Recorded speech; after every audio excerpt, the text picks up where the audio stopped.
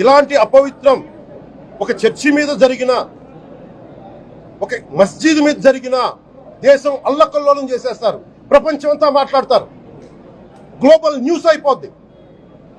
కానీ దేశంలో కోట్లాది మంది హిందువులు అపవిత్రమైతే, ఈ ప్రసాదం అపవిత్రమైతే ఒక్కరు కూడా మాట్లాడకూడదు, ఇది సెక్యులర్ వ్యవస్థకు విఘాతం అంటే హిందువులకి మనోభావాలు ఉండవా?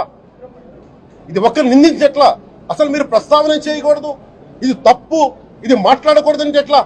సనాతన ధర్మం అని మొత్తుకుంటున్నాం. దేనికి?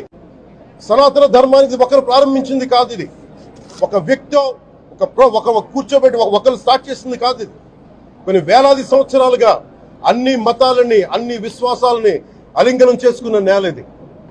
అలాంటి విశ్వాసాలకి దగ్గర తీసుకున్న ఈ నేల మీద ఇలాంటి అపవిత్రం జరిగితే రిపీట్